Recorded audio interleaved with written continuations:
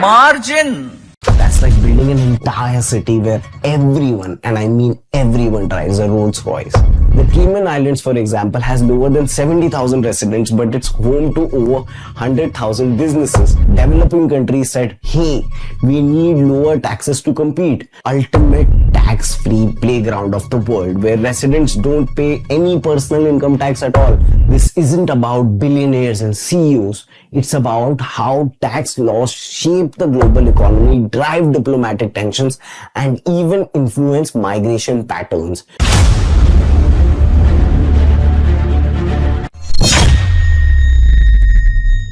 Today, we're talking taxes. Think of Switzerland and you might think of fine cheese, luxury chocolate, and snow-capped mountains.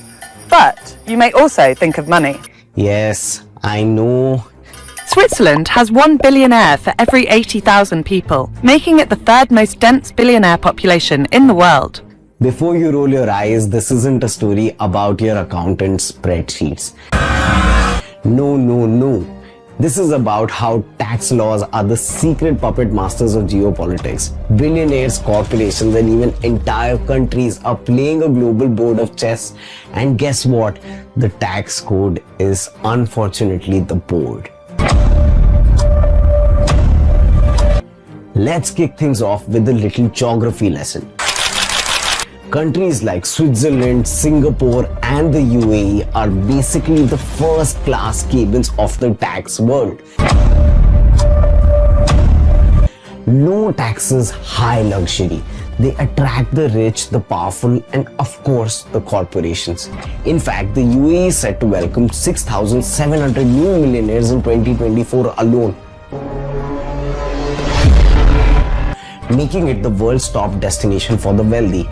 That's like building an entire city where everyone, and I mean everyone, drives a Rolls Royce. But then you've got countries like the US and France where taxes are higher and people start looking for exits like they're in a fire drill.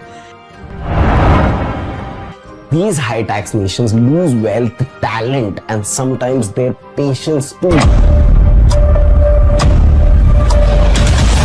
It's a little bit like throwing a party and halfway through everyone sneaks to the other cooler party next door.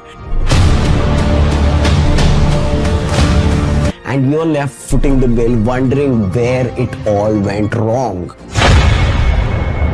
Now here's where it gets juicy. Swiss residents are also among the richest in the world, with a mean net worth of almost $700,000, ahead of the US and Hong Kong. Tax havens, yes, those sun-soaked, palm tree-lined paradises where money goes to take a long, indefinite vacation.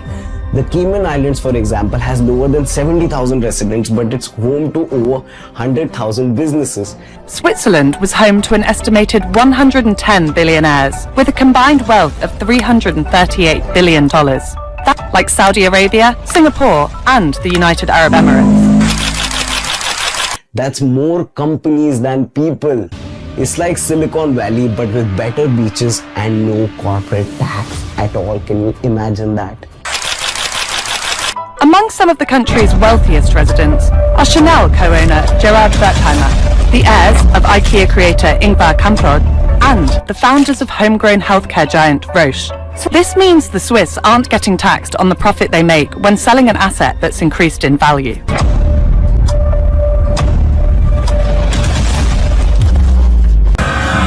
High tax nations aren't too thrilled about this.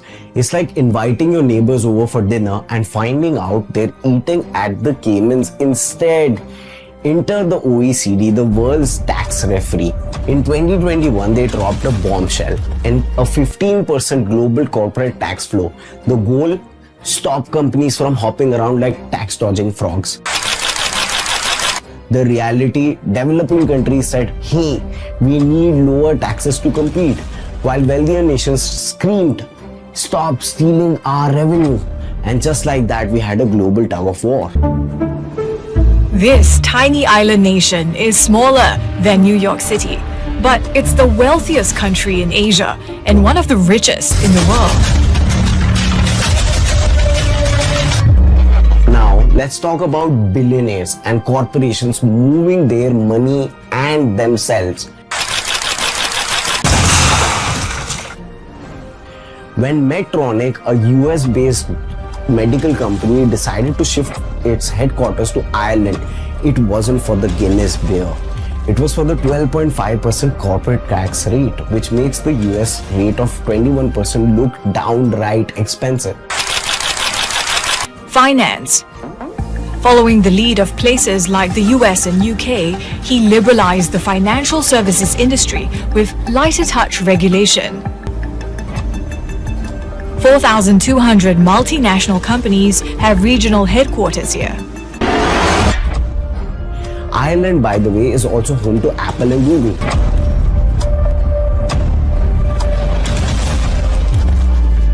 Tech giants who figured out that paying less tax means keeping more money, baby. Low taxes are a big reason for that. Singapore's corporate tax rate is just 17% and can hit 13.5% or lower for some activities. Who knew math could be so motivating, right? But it's not just companies, it's people. Wealthy individuals are on the move, scouting out tax-friendly destinations like in an episode of House Hunters Global Edition. He has an escape. See, while every other country is shunning people like him away, there's one place that's welcoming billionaires like him with open arms. Portugal, for instance, handed out over 10,000 golden visas in 2022, offering tax breaks and sunny beaches to millionaires looking for a change in scenery. And let's not forget Monaco, the ultimate tax-free playground of the world, where residents don't pay any personal income tax at all.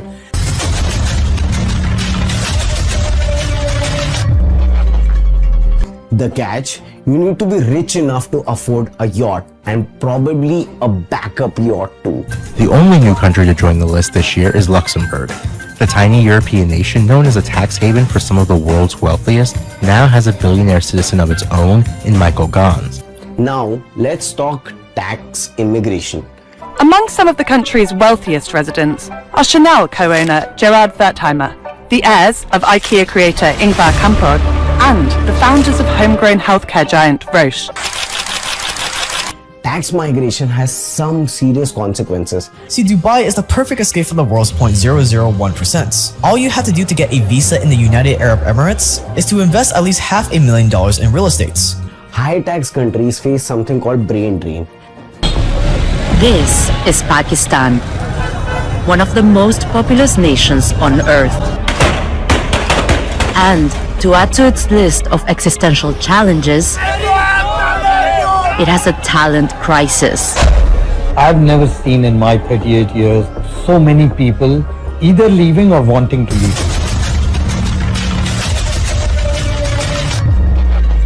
Skilled professionals and innovators pack their bags for tax havens, leaving these home countries with fewer resources to invest in innovation, healthcare, and infrastructure. Skilled workers are now leaving in surging numbers, depriving the state of tax revenue it needs to avert national bankruptcy. Think of this like a talent leak. Every time someone leaves, the home country loses potential and the destination country gains influence. It's soft power, but with a calculator. Imagine that.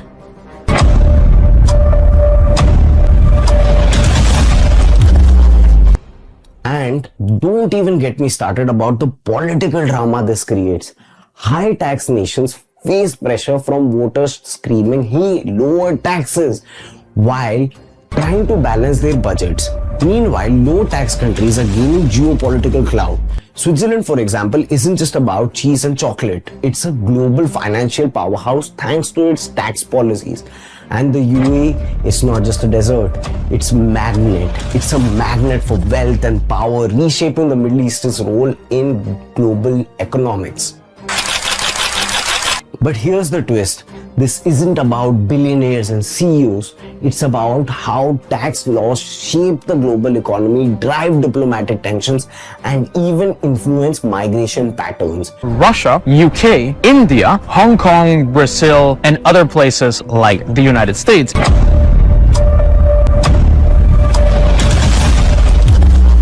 When countries fight over taxes, it's not just a financial issue, it's a geopolitical one. It's about influence, leverage, and let's face it, bragging rights. So what have we learned today? Taxes aren't just numbers on a piece of paper. They're the puppet strings pulling geopolitics, migration, and the global economy. Love them or hate them, they're shaping our world in ways you never imagined.